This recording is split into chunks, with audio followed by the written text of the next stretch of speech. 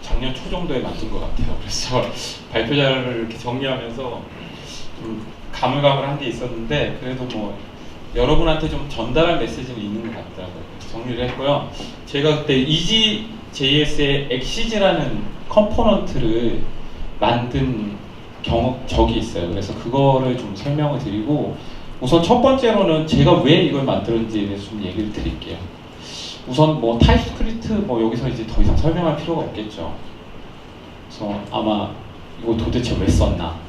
왜 많고 많은데 그냥 단순하게 트렌드 때문에 썼나? 아니면 뭐 무슨 이유가 있어서 썼나? 그래서 이걸 좀 전달해 드리고 싶어요. 필요할 것 같았죠. 네. 저희가 EasyJS가 1점대에 있었을 때였고요. 2점대 작업을 했어야 했어요.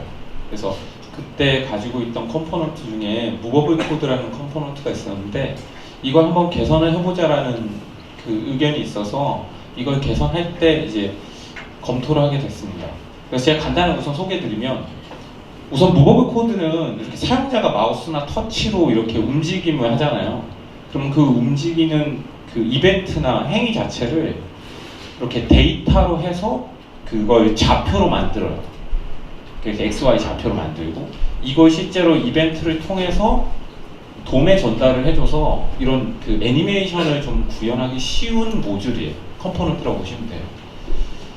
이걸 어떻게 개선하려고 했냐면 우선 아까 보신 것처럼 이제 마우스하고 터치만 제공을 하는 상황이었고 그리고 축도 이제 X축이나 Y축 정도밖에 제공을 하지 않았어요.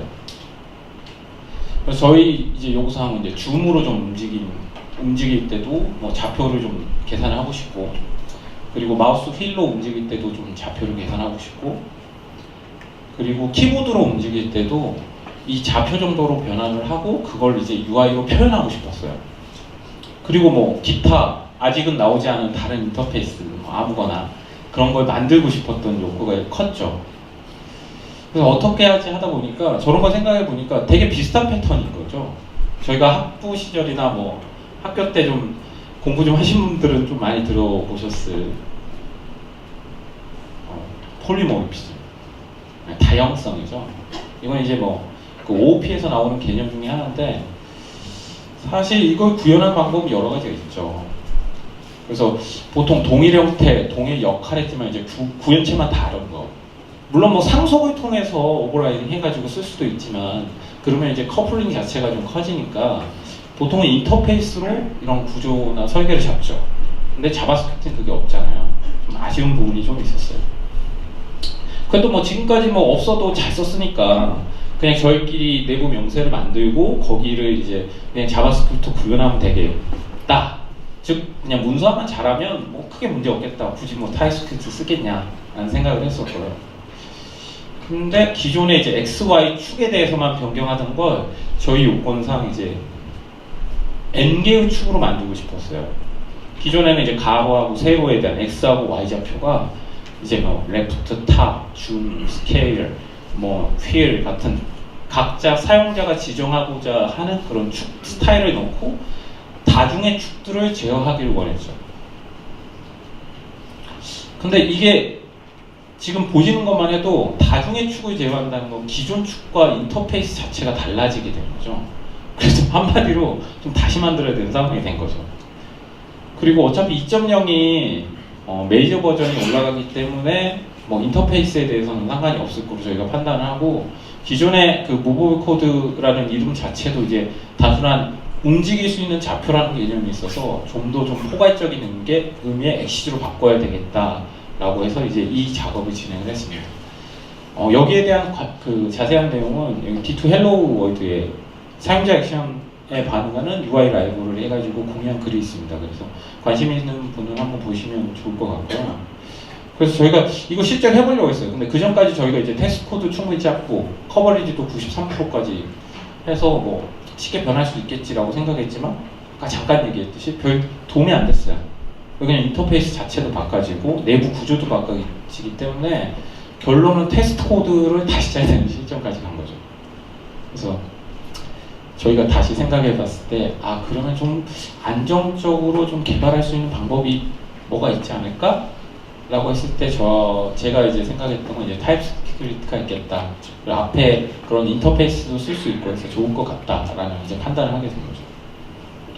그래서 저희가 어떤 식으로 했냐면 우선 인풋 타입 같은 경우는 아까 여러 가지가 입력될 수 있잖아요. 마우스, 터치, 뭐 휠, 아니면 줌 이런 게 여러 가지 있는데 이걸 그냥 인터페이스로 하나 지정을 하고요.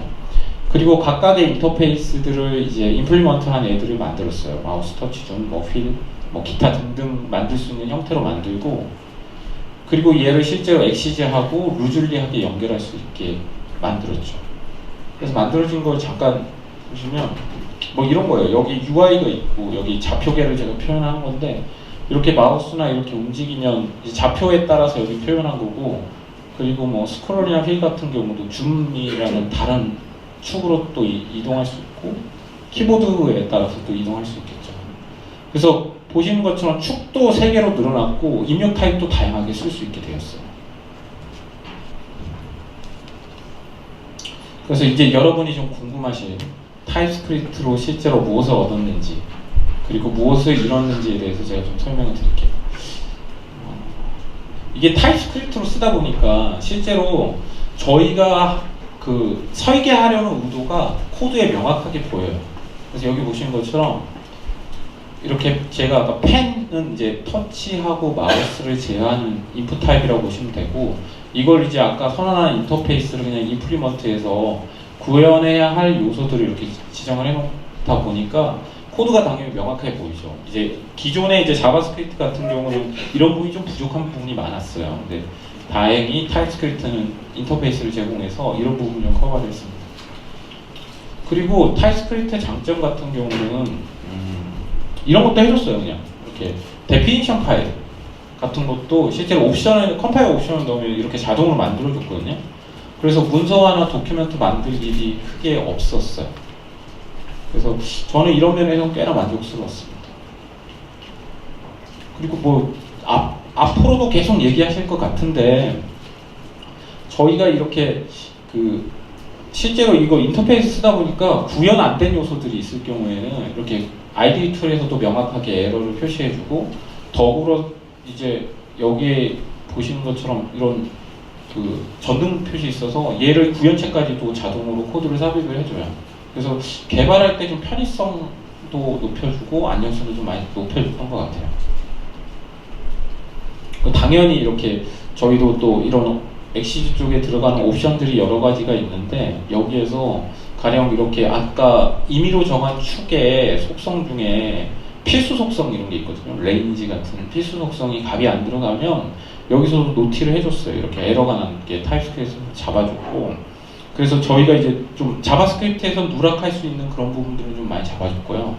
그리고 이게 되게 단순하면서도 의외로 오류가 많이 생기는 케이스예요.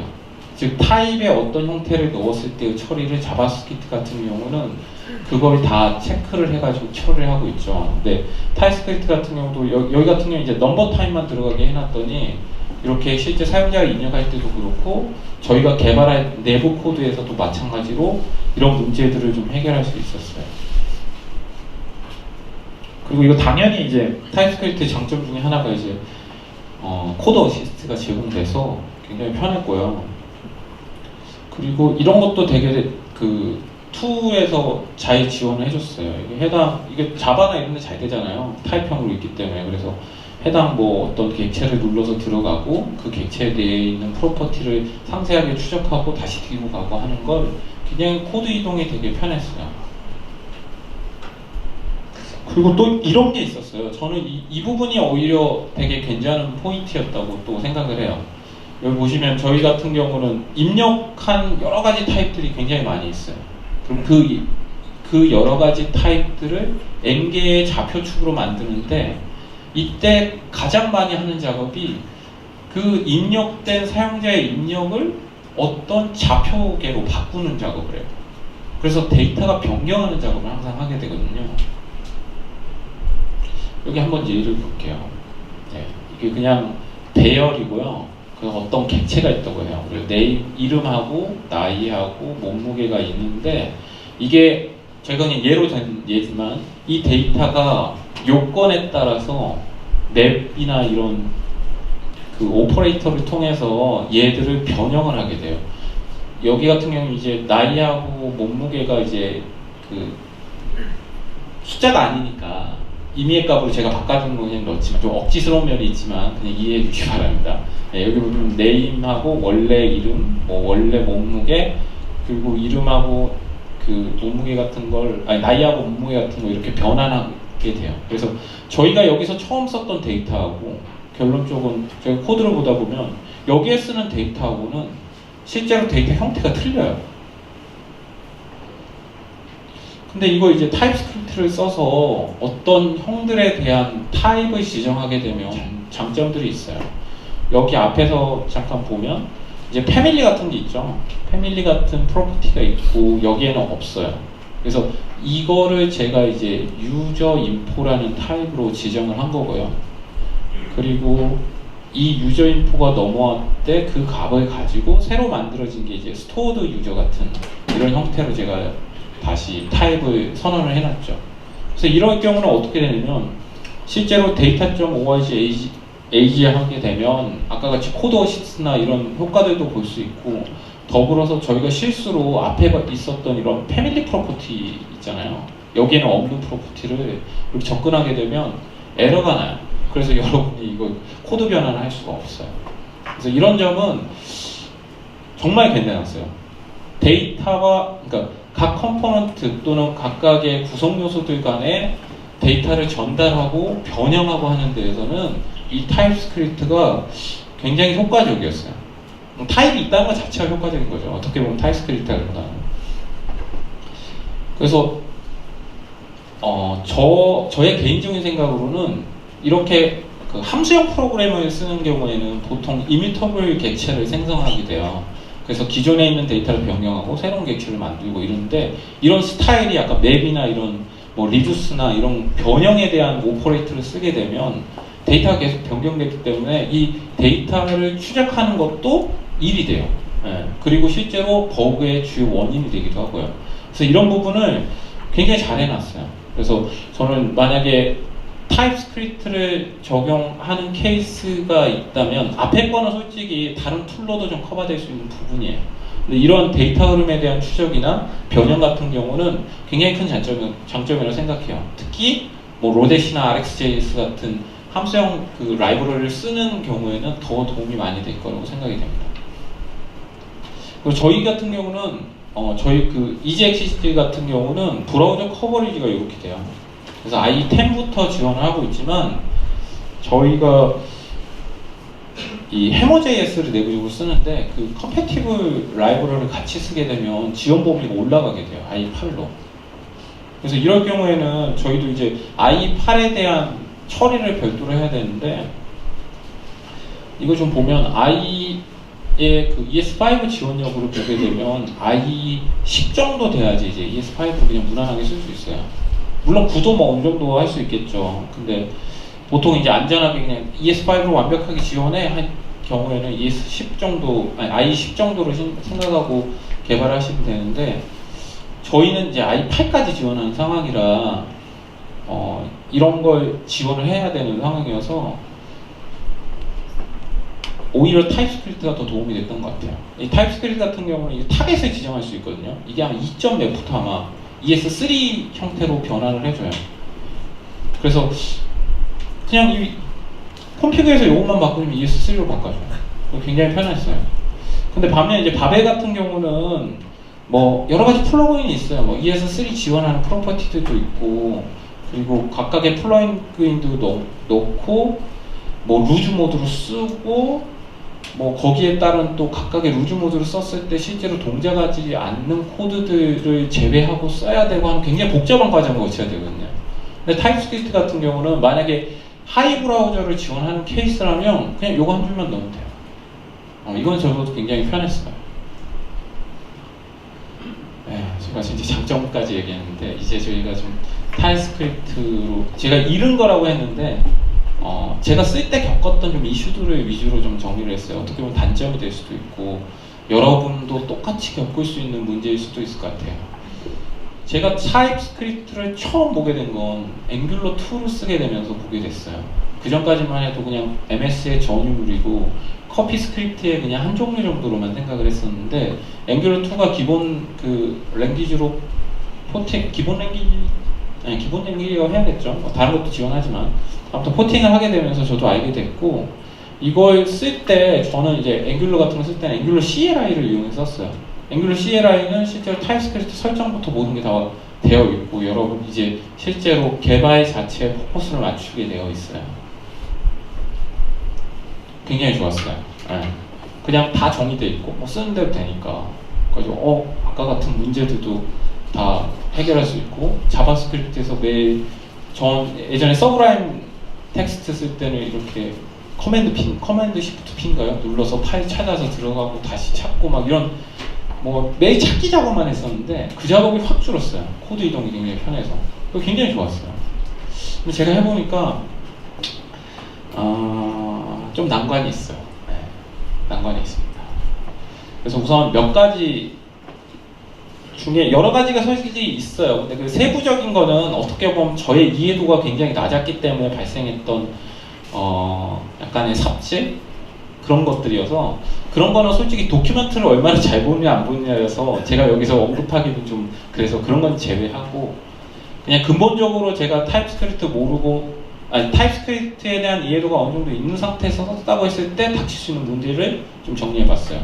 우선 첫 번째로 서드 파트 라이브를 사용할 때 엑시즈 같은 경우는 해머.js라는 되게 유명한 오픈소스를 내부적으로 사용을 하고 있어요.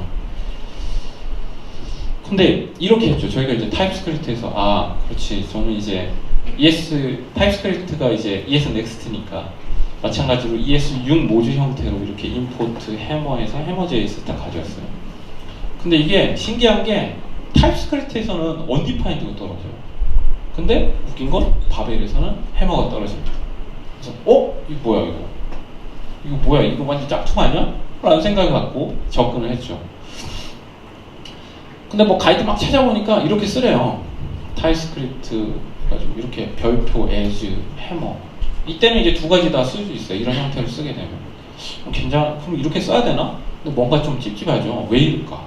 그래서 저도 좀 찾아봤는데 여러분이 이제 스펙에 대한 정의를 좀 볼 필요가 있어요. 이게 ES6 모듈 스펙인데요. 여기 보면 제가 익스포트로 이제 어떤 대상의 모듈들을 노출을 시키는 거예요. 여기 보통 바라는 이름으로 제가 스트링 바를 노출을 시켰고 디폴트 영역에는 푸라고 또 노출을 시켰죠. 그래서 이거 ES6 스펙으로 정확하게 보면 이렇게 푸라고 쓰게 되고 이렇게 하게 되면 이게 푸 파일이라고 보시면 푸라고 하게 되면 푸가 나와요. 이게 디폴트를 가져오라는 의미거든요. 그리고 이거는 실제로 이 모듈 전체를 가져오라는 의미예요. 별표는. 그리고 그걸 다시 알리어스를 하는 거죠. 이렇게 푸 모듈을 이렇게 알리어스해서 쓸 수 있다는 거죠. 이런 걸 봤을 때 때는 좀 뭔가 앞의 상황을 좀 이해하기 어렵죠. 네, 이렇게 이때는 되고 안 되고. 그래서 이거 좀 원인을 좀 봤더니 이 해머.js는 그러니까 ES6 모듈을 쓰지는 않아요. 그래서 예전에 보통 우리가 모듈을 만들 때는 UMD 방식으로 했어요. 유니파이드 모듈 데피니션이라고 하나요? 그래서 뭐 여기 보시면 처음에 AMD 스타일을 지원할 경우에는 AMD 형태로 이렇게 해주고 그리고 이렇게 커먼.js를 지원할 때는 이렇게 커먼.js 형태를 지원을 해주고 그의 글로벌을 쓸 때는 윈도우에다 이렇게 노출시키는 식으로 해주는 게 이제 UMD 방식이라고 보시면 돼요.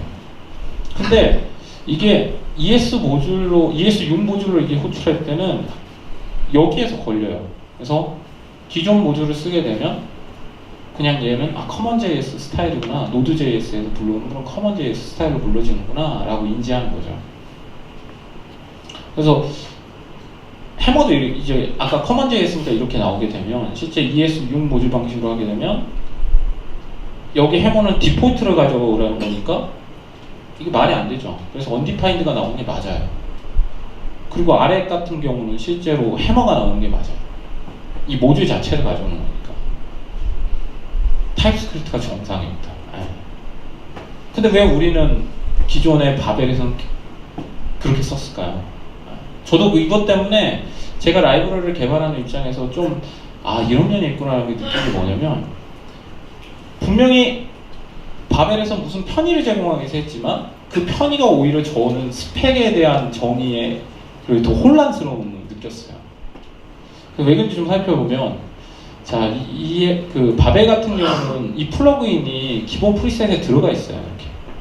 그래서 ES202로 모듈로 만약 커먼 JS를 했을 때는 디폴트를 그냥 가져오게 돼 있어요. 코드를 좀 보면 이 코드거든요. 이게 실제 가지고 와서 이렇게 한번 감싸요. 그래서 이게 ES6 모듈로 호출했을 때 여기에 true를 넣거든요. 그 바벨 쪽에서. 그랬을 때는 디폴트 값을, 이거 false인가요? false인 경우에는 이제 디폴트, 요게 나와요. true일 경우 요게 나와요. 요게 나오고, 아닐 땐 디폴트 값이 이렇게 나오죠. 그래서 저희는 디폴트 값으로 그냥 이게 전체가 나온 거예요. 바벨에서는 편의를 줘서. 그래서 이제 만약에 예전에 커먼.js나 UMD 방식 모듈로 포팅이 된 그 라이브러리를 쓸 경우에는 타입스크립트는 이렇게 써줘야 돼요. 별표 에즈 뭐 해머, 아니면 임포트 해머 리콰이어 옛날식으로. 근데 여기서 끝나는 게 아닙니다. 문제는 이게 또 뭐가 문제가 있냐면, 아까 타입스크립트가 데피니션을 자동으로 만들어주거든요. 자동으로 만들어줄 때 보통은 이렇게 명확하게 해줘요. 클래스는 뭐다 이렇게. 근데 이렇게 쓰게 되면 얘는 클래스가 아니거든요. 이름만 같을 뿐이지. 얘의 의미는 이렇게 쓰면 에러가 나요. 타입 에러가 나요. 얘의 의미는 바로 그 네임스페이스로 인지를 하게 돼요. 그래서 데피니션 파일을 만들 때 이렇게 네임스페이스 해머 안에 메소드하고 이런 걸 펑션으로 다 넣어줘야 돼요. 그래서 데피니션 코드들을 두 벌을 관리하고, 그러니까 동일한 형태를 두 개를 넣도록 가이드하고 있긴 해요. 근데 많은 오픈소스나 이런 것들이 그런 걸 따르고 있진 않죠. 그래서 이게 되게 귀찮은 작업이더라고요. 그래서 이거는 사실 이걸 해결하는 방법은 UMD 방식이 아니라 ES6 그 모듈 형태를 모듈에서 제공을 하면 여러분도 그냥 이렇게 쓸 수 있어요. 이거 어떻게 되냐면, 그 package.js의 npm, 우리가 아까 임포트를 하거나 리콰이어를 하게 되면 이 모듈이 어디에서 찾냐면, 기본적으로 package.js의 main이라는 데를 기준으로 이 파일을 찾아요. 근데 여기다가 모듈이라고 이렇게 적어주면 ES6 모듈 형태로 그 실제 코드에서 임포트 할 때는 이 파일을 찾아요. 그래서 이런 형태를 제공을 하게 되면, 이런 형태를 제공하게 되면 마찬가지로 타입스크립트를 쓰든 아니면 바벨을 쓰든 똑같은 형태로 쓸 수 있죠. 저희가 펴준 대로. 이렇게. 그리고 이거의 또 하나의 장점은, 이거 같은 경우는 번들링을 해서 주거든요. 하나의 파일을 여러 개 묶어요. 근데 이거 같은 경우는 실제로 내부적으로 ES6 모듈을 써서 그 임포트하고 임포트해서 접근해서 읽을 수 있기 때문에 파일 자체가 다 쪼개져 있어요. 그래서 웹팩의 트리 쉐이킹을 잘 쓸 수 있죠.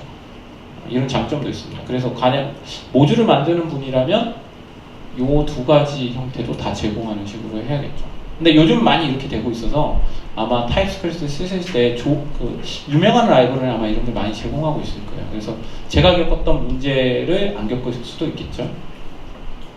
자, 두 번째입니다. 마찬가지로 이제 해머.js 기준으로 제가 설명을 해볼게요. 이게 타입스크립트 같은 경우에서 저의 가장 큰 진입점은 어떤 언어에 대한 그 이해도나, 어떻게 보면 언어에 대한 이해도는 그 자바 배운 사람들은 되게 접근하기 쉬워요. 개념이 되게 비슷하거든요. 근데 데피니션 파일은 되게 헷갈려요. 그래서 이거에 대한 좀 문제가 많은데, 그래서 이게 이미 사람들이 만들어서 올려진 데가 있죠. 그래서 npm 모듈에 보면, 원래는 예전에 뭐 타이핑즈라는 모듈이 별도 있었지만 요즘에는 add types 안에 각자의 모듈 형태로 npm 모듈로 제공을 하고 있어요.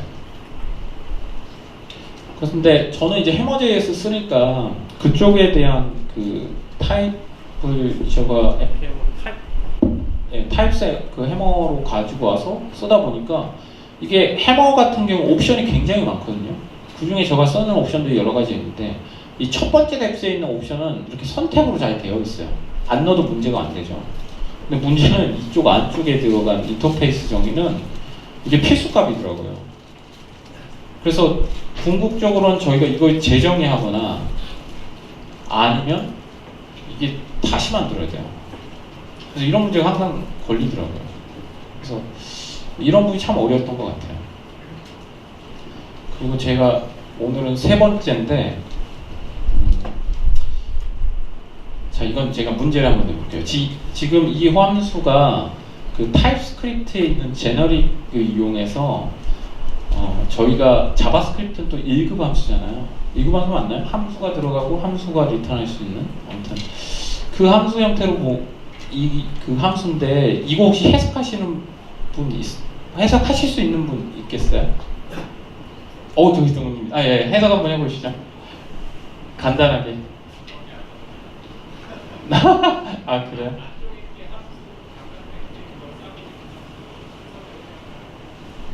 예, 감사합니다. 예, 맞는 것 같아요. 제가 간단하게 좀 설명드리면, 이게 함수예요, 함수. 그러니까 함수를 파라미터로 봤죠. 함수를 반환값을 해요. 그리고 이게 함수의 몸체인데, 뭐 이 정도야 그냥 구조적으로 볼 수 있는데, 여기 보면 제너릭이 있어요. 제너릭은 여기 같은 t죠. 그리고 반환값에 대한 제너릭은 u예요. 물론 여기서 x를 하든 뭐를 하든 상관없어요. 그냥 구분을 위한 거죠. 마찬가지로 반환되는 애도 t고, 반환되는 그 함수의 그 입력 파라미터도 t의 배열이고, 반환되는 것도 u의 배열이에요. 이건 볼 땐 되게 어렵거든요. 예전 한번 볼게요. 여기 보면, 자, 이거는 스트링을 받아서 넘버를 반환하는 함수를 받아요. 그죠? 그래서 여기서 보면, 여기서 t는 스트링이고 u는 넘버예요. 그래서 이거는 이제 스트링 배열을 파라미터로 받고, 얘의 반환값은 이제 넘버 배열을 반환하는 함수 형태로 표현할 수 있어요. 그래서 어떻게 보면 이게 좀 가독성은 떨어질 수도 있지만, 익숙해지면 꽤 괜찮은 스타일이에요. 그러니까 제너릭을 쓰면서 그 제너릭의 타입들을 어느 정도 보장을 하는 방식이죠. 약간 좀 모호하긴 해요. 뭐 제너릭 자체가 되게 타입의 좀 일관성을 하나의 걸로 유지하면서 좀 뭐랄까요, 좀 그 유연함을 더했는데 오히려 타입으로 막고 하니까 약간 좀 부자연스럽긴 해요. 이런 것도 약간 좀 가독성이 떨어질 수 있는데, 또 하나는 이걸 볼게요. 네. 이 코드 혹시 이해하실 수 있나요?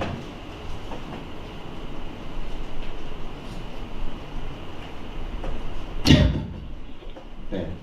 그럼 이거는 무슨 형태일까요? 변수일까요? 함수일까요? 네? 잘 안 들려요. 함수요? 예, 함수예요. 함수. 근데 저는 이 코드를 보고 한참 봤어요. 이게 무슨 코드지?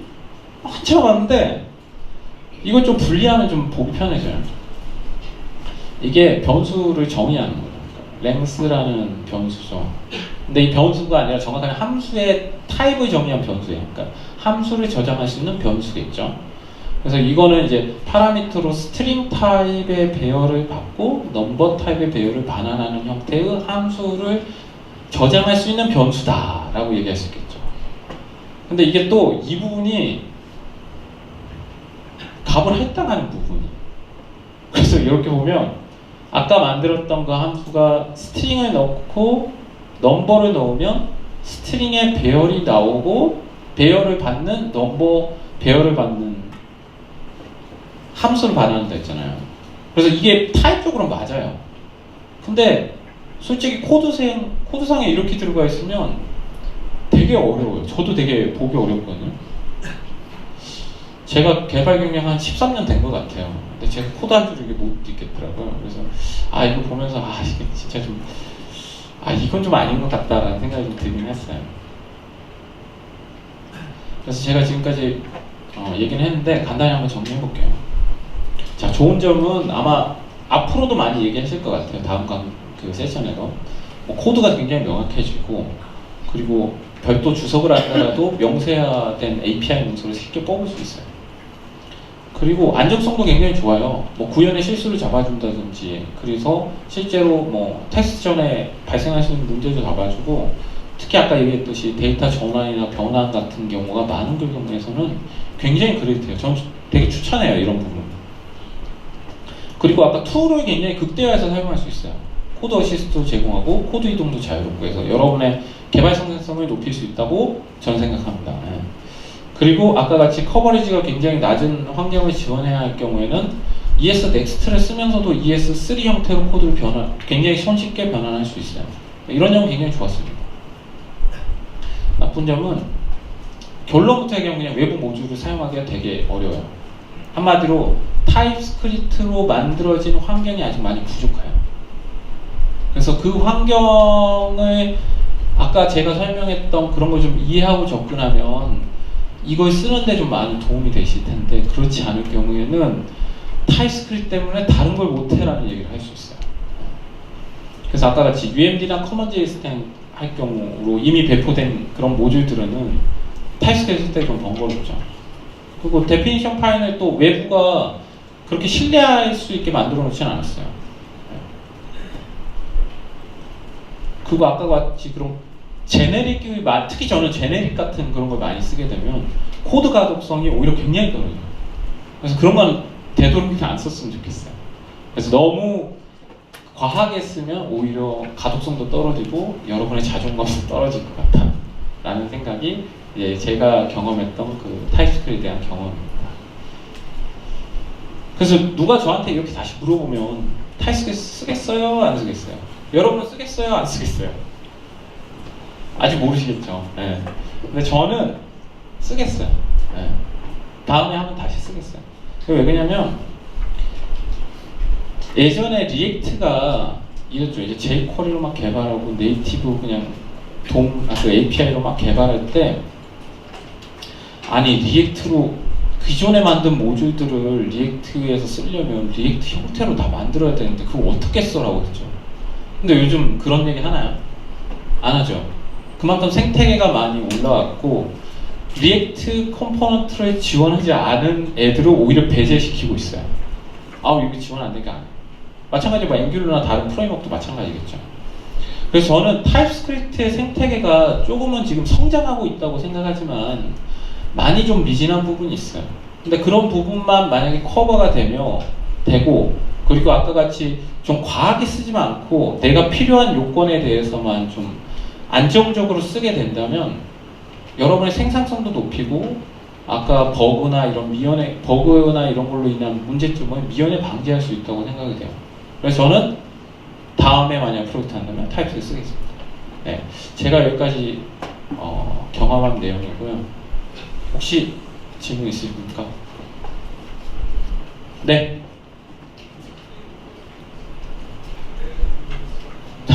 마이크 좀 갖다 주시네. 안 들려. 마이크 없나요? 죄송합니다. 조금만 크게 말씀해 주시겠어요?